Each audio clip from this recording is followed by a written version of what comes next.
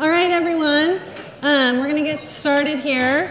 So this next part, we are going to do this really eye-opening exercise. It is called The Future You.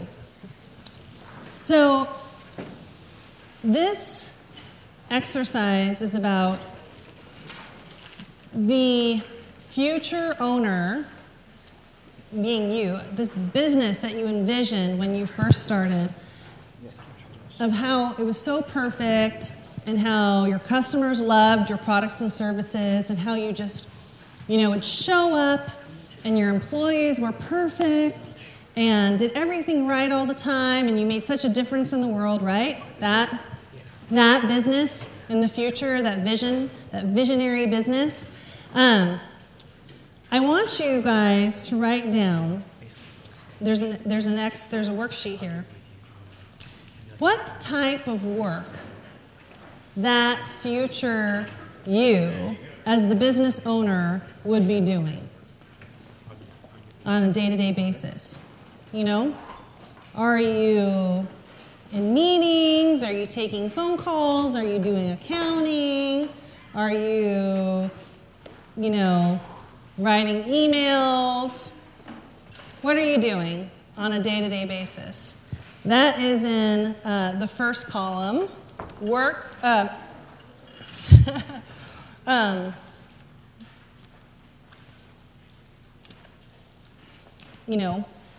then the next column is work only the CEO could do, right? Making the deals, making the decisions, right? That's the second column.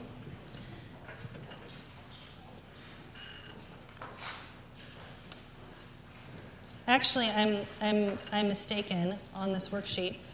I got ahead of myself. So let me back up a second.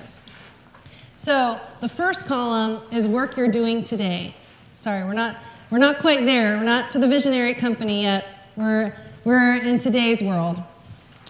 The first column this is all about work you're doing today, okay?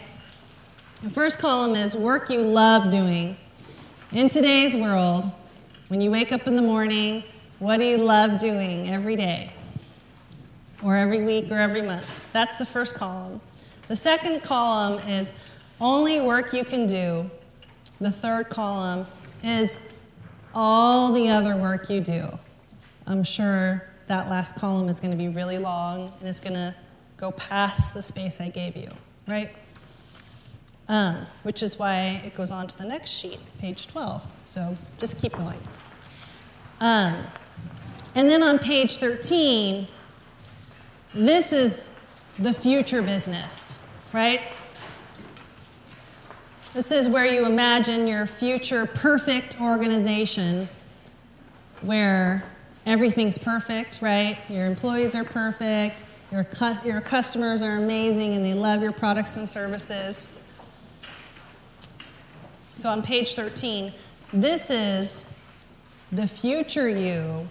This is the work you would do and the work you would not do, right? Does this make sense? Did I confuse anyone? No? You guys all understand? There's instructions on the worksheet just so everyone's clear. So complete these two worksheets on page 11 and page 13, and I'll give you guys about 15 minutes to do that. Okay? Go.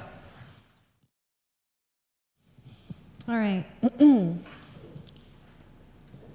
What did you notice going from work you do today to what the future you would and wouldn't be doing?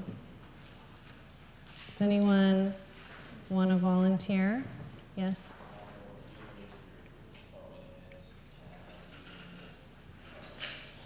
He said a lot, dealing more with his department heads and less with customers. Anybody else? A list on what the future CEO would do. And then what the future CEO would do is very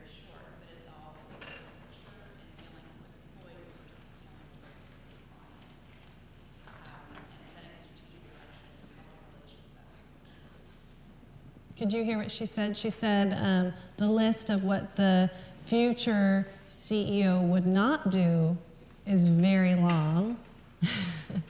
And the list of what they would do is much shorter, but it's about strategic direction, employee, and public relations.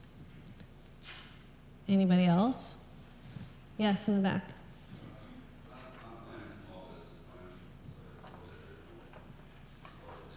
Uh-huh.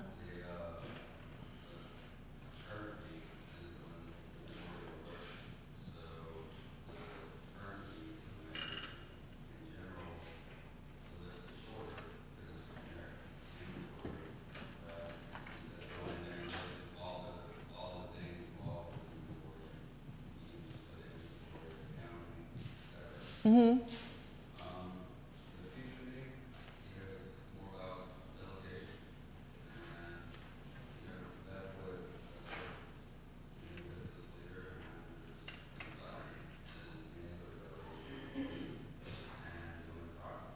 Yeah. So, could you guys all hear him over there?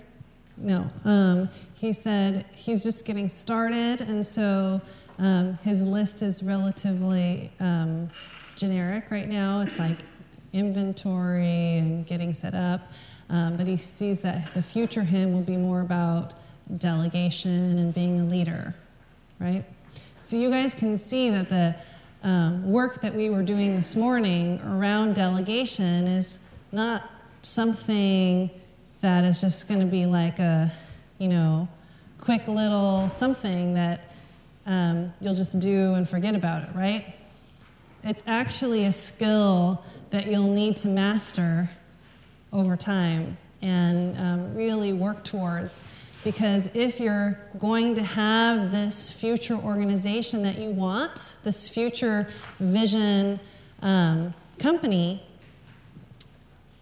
you can't have it without delegation skills, right? It's just, it's impossible without the delegation skills. So it's definitely something you really need to focus on. And I actually created a whole thick section. I'm not going to go through it. I'm leaving it for you to go through it on your own on delegation tools. And there's some worksheets in there that you can use in your business. And definitely read through this on your own and use them. So one of the steps I like to do at this stage is I like to create a list of work to delegate, so that when you leave here today, tomorrow, when you sit down with yourself, for some of you, when you sit down with yourself, or when you sit down with your assistant or a vendor or whoever, you'll have a list ready to go of, here are the things I need to give to you, right? Here are the things that I need to take off my plate. And this is not the list that is forever going to be here. In fact, in my mastermind, and it's probably, their least favorite exercise, I don't know. I make them do this every quarter. I do it myself every quarter, and whenever a manager or anyone on my team comes to me and says that they're overwhelmed, I make them do it. So it's such a great tool, and there's actually a much more painful tool that I won't make you do this, but there's a much more painful exercise that I will make other people do. So this is the gentle version of preparing to delegate. So on page 14, what we're going to do now is we're going to look at the work that you have on the everything else you do, right? Now, that's the work I want you to start with, in terms of delegation. everything else you do. That's, and you can kind of categorize it. You can group them together because, like, if you thought, oh, I do invoicing, I, run my clients' credit cards, I go to the bank, I call about collections or whatever, you can just group that into accounting, right? Right? I enter things into QuickBooks or whatever you use. Just group all of those things into a category called accounting, because you can see there's one column saying work to delegate and then the category. And then that will help you figure out the type of person or role you need to delegate to, right? Is it a bookkeeper? Is it a graphic designer? Who is it? And it doesn't necessarily mean this is someone that you need to hire in-house and be like a full-time team member. Like I said, it's it could be a vendor, it could be a part-time person, it can be you're delegating to a service. I don't know, do you guys have TaskRabbit in Louisiana? Do you know what TaskRabbit is? No, you don't have it. It's like a professional assistance organization. You just send them a task and someone will do it. It's amazing. What's that? It's awesome. You're like, I need groceries, and then they'll go get your groceries, which is awesome. But yeah, you guys don't have. Someone should start TaskRabbit in Louisiana. Business idea. What's that called? There's a company here called Aaron Runner. Aaron Runner. So if you guys. Yeah, so if you guys you're not ready to hire an assistant, that's a great service to use to just for personal stuff, something like that, right? And then you're supporting a local business here too. So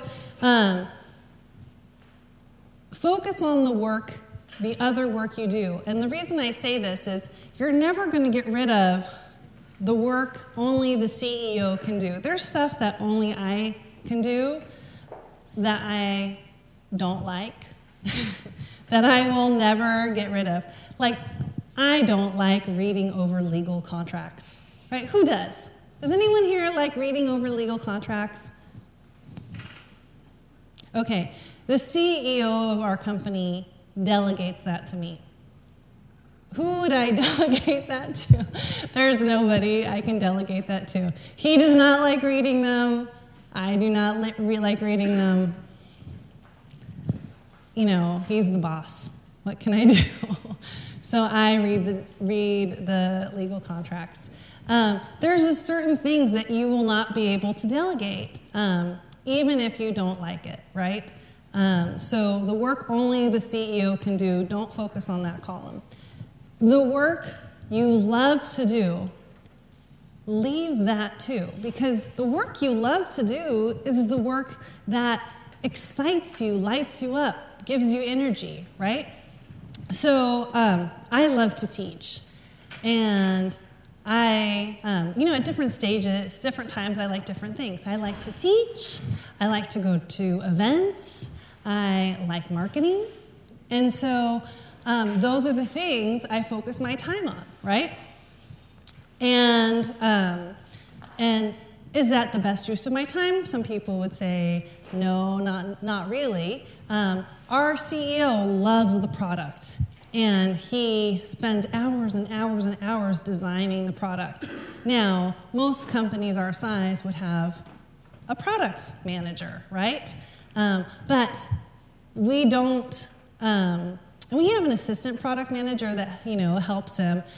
And that took a long time for us to bring that person on because our CEO loves the product and it lights him up. And every day that he gets to work on the product is a day that he's more energized by our company, and he's excited about Entreport. And is another day he wants to keep working on the project, right? Because you know how, after 10 years, it might start to feel old, right? So you want to keep that energy alive, and if there's something that's engaging and exciting, keep doing that. Don't take that off your plate, even if it's not worth $1,500 an hour, right? Do those two. What only you can do, only the CEO can do, not only, let me rephrase that. Do only what the CEO can do, and do what lights you up. Focus on those two things. And then everything else, try and delegate. Get those things off your plate. So page 14, we're taking that list of work, of all the other work you do, and filling it in the first column, and we're categorizing it so you have an idea of who you need to hire. So let's do that now. This should only take a couple minutes. I see so many of you writing the list that's going down and down and down. You have so many things to delegate. That's good. Okay, so now you have your 80-20 rule ready to delegate. You know how to delegate. You have a list of things to delegate.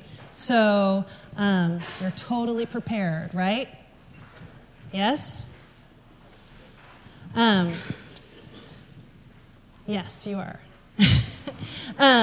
After lunch, we're going to talk about people management.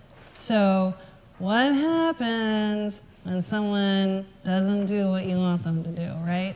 How to deal with that. We talk about discipline and weeding out all those rotten apples. So you only have the very best people on your team doing the best work, right? Because that's all you want. So you can achieve that perfect vision.